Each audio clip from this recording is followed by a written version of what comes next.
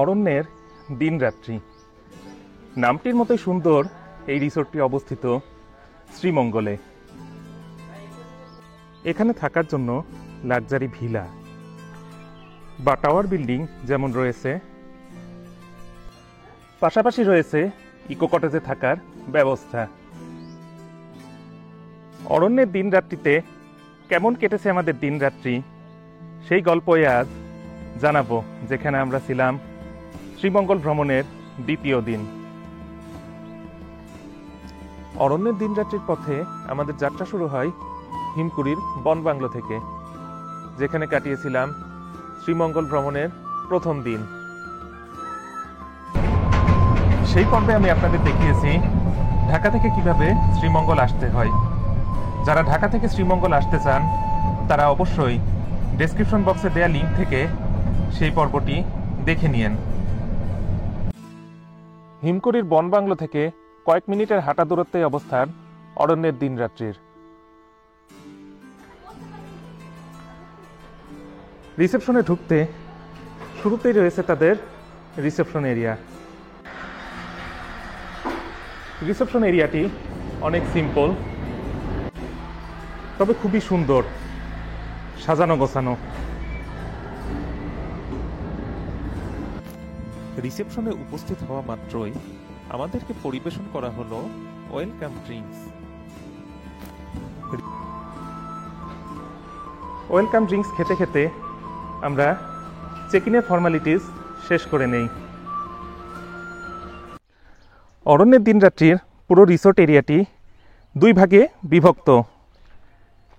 একটি হলো AC resort area এবং অপরটি ইকো কটেজ এরিয়া। তার মধ্যে আমি এখন রয়েছি এসি রিসোর্ট এরিয়াতে।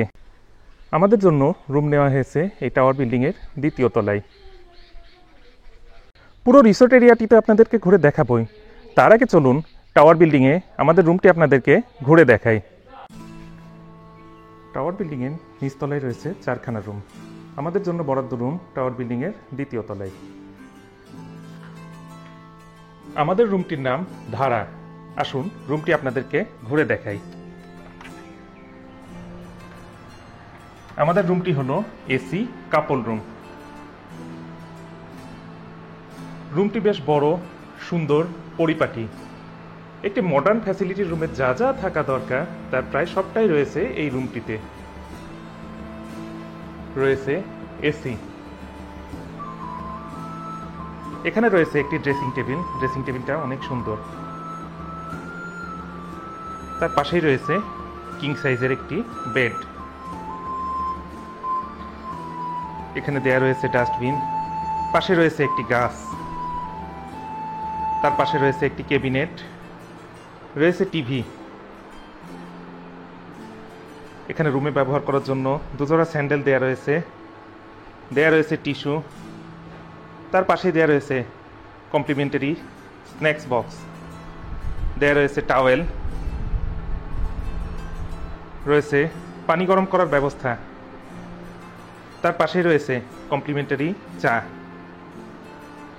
পাশে বসার জন্য দেয়া রয়েছে ছোট্ট সুন্দর একটি সোফা, রয়েছে ছোট একটি ফ্রিজ। এ হলো আমাদের বেলকনি, যেখানে পরে যাচ্ছি। তার পাশে রয়েছে একটি আলমারি, দেয়া রয়েছে জায়নামাজ। আলমারির ভেতরে এখানে জামা কাপড় রাখার ব্যবস্থা রয়েছে। রুমের সাথে অ্যাটাচড ওয়াশরুম। ওয়াশরুমটি বেশ সুন্দর, পরিষ্কার পরিচ্ছন্ন, আকারে বড়। ওয়াশরুমটি হাই কমোড। শাওয়ার নেয়ার স্পেস আলাদা।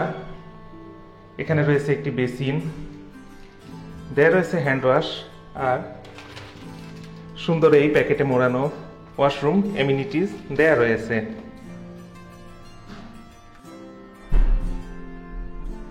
আমাদের রুমের ব্যালকনি থেকে বাইরের দারুণ এই ভিউ দেখা যাচ্ছে।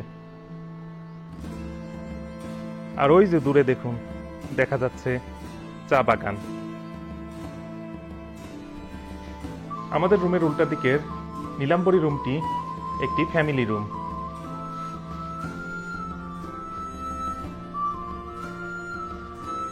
কাপল রুমের সাথে সাদৃশ্য রেখেই এই রুমটিকে সাজানো হয়েছে। শুধু এখানে বেডের পরিমাণ 2টি, মোট 4 জন থাকতে পারবেন। তাছাড়া আদার্স সব ফ্যাসিলিটিস আমাদের কাপল রুমটির মতোই।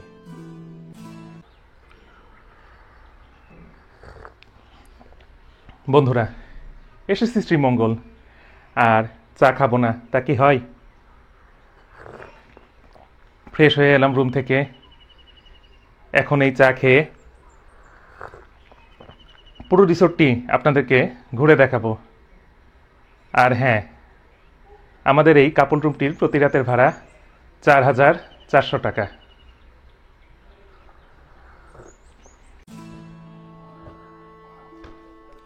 সুনীল গঙ্গোপাধ্যায়ের অরণ্যের দিনরাত্রি উপন্যাসের বর্ণনার মতোই এখানকার চারপাশটা সবুজে ঘেরা।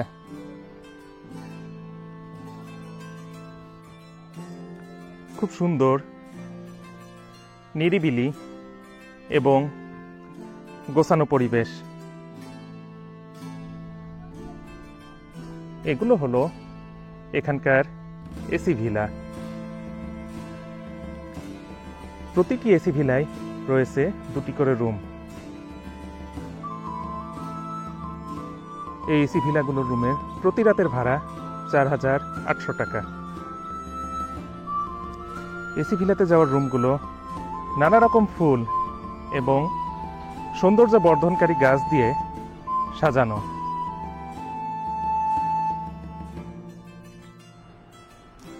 টাওয়ার বিল্ডিংয়ের সামনের চমৎকার এই ওয়াকওয়েটি চলে গেছে অরণ্যের দিনরাত্রি রিসোর্টের ডাইনিং অবধি।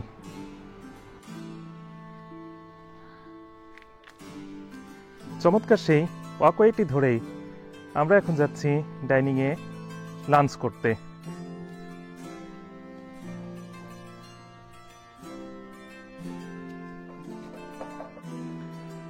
অরণ্যের দিনরাত্রির ডাইনিং এরিয়াটি অনেক সুন্দর। চারপাশটা খোলামেলা। এখান থেকে দারুণ এই ভিউ উপভোগ করা যায়। রিসোর্টের এই বিড়ালটিও অনেক কিউট। দুপুরের খাবারের মধ্যে ছিল আলু ভর্তা, 2 প্রকার সবজি, ডাল, মুরগি এবং সাদা ভাত। পরিবেশনের ধরন এবং টেস্ট দুটোই ছিল ভালো। এরপর চলে যায় তাদের ইকো কটেজ এরিয়াতে। এসি রিসোর্ট এরিয়া থেকে মিনিট 2-এর হাঁটা দূরত্বে অবস্থান এই ইকো রিসোর্ট এরিয়ার। ঢোকার মুখে রয়েছে টিন এবং কাঠের সমন্বয়ে তৈরি নান্দনিক এই কটেজটি। এ যেন সবুজে ঘেরা এক মায়াময় পরিবেশ। প্রকৃতিকে একান্ত আপন করে নিজের মতো পরিবারকে নিয়ে সময় কাটানোর সকল বন্দোবস্তই করা রয়েছে এইখানটিতে। নানা রকম ফুল এবং সবুজ গাছপালায় ঘেরা চারপাশটা। তার সামনেই রয়েছে সুন্দর এই দোলনাটি। সেখান থেকে কিছু দূর এগিয়ে এসেই রয়েছে বাঁশ এবং টিনের সমন্বয়ে তৈরি নান্দনিক এই কটেজটি, যেখানে রয়েছে 2টি রুম। নানা রকম ফুল এবং সৌন্দর্য বর্ধনকারী গাছ দিয়ে চারপাশে সাজানো নান্দনিক এই কটেজটির 2টি রুমের মধ্যে একটি ফ্যামিলি রুম এবং একটি কাপল রুম। কটেজটির কাপল রুমের প্রতি রাতের ভাড়া ব্রেকফাস্ট সহ 2600 টাকা এবং ফ্যামিলি রুমটির প্রতি রাতের ভাড়া কমপ্লিমেন্টারি ব্রেকফাস্ট সহ 3,100 টাকা। আসুন এই নান্দনিক কটেজটির ফ্যামিলি রুমের ভিতরে দেখতে কেমন দেখে আসি। ফ্যামিলি রুমটির নাম অড্রি। রুমটিতে ঢোকার মুখে রয়েছে একটি ডাবল বেড,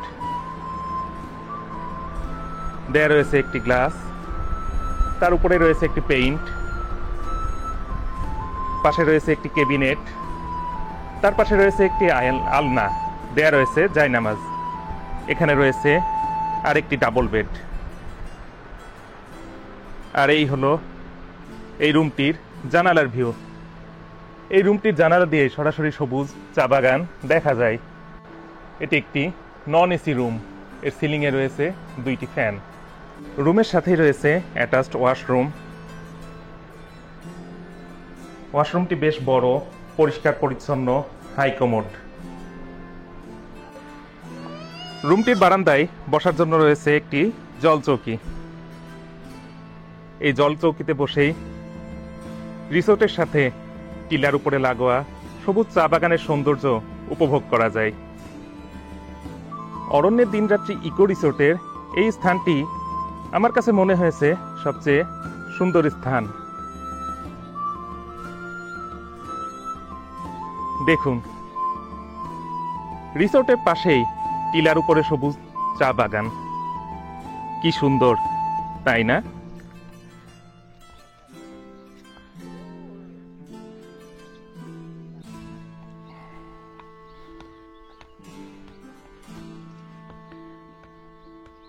এখানে চা বাগানের পাদদেশে রয়েছে সুন্দর একটি পুকুর।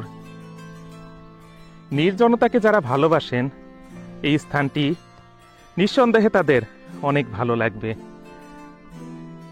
চাইলে কিছু না করেও এখানে বসে অলস একটি সময় পার করে দেয়া যায়। অরণ্যের দিনরাত্রি ইকো রিসোর্টে আহামরি কোনো আড়ম্বর না থাকলেও এখানে রয়েছে প্রকৃতিকে একান্ত আপন করে প্রকৃতির কাছে থেকে সময় কাটানোর সুযোগ। অল্প খরচে যারা বাজেট ট্যুর করতে চান, তাদের জন্য এই ইকো রিসোর্টটি হাইলি রিকমেন্ডেড।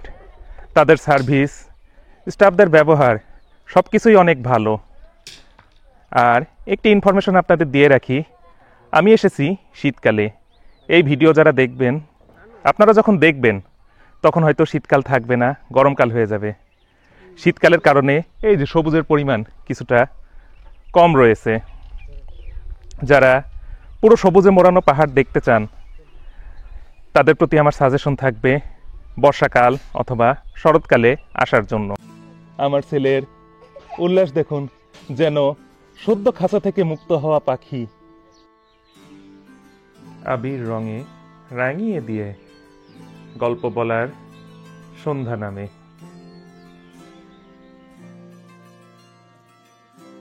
নানা রকম আলোয় আলোকিত অরণ্যের দিনরাত্রি সেজে উঠেছে এক মোহনীয় রূপে।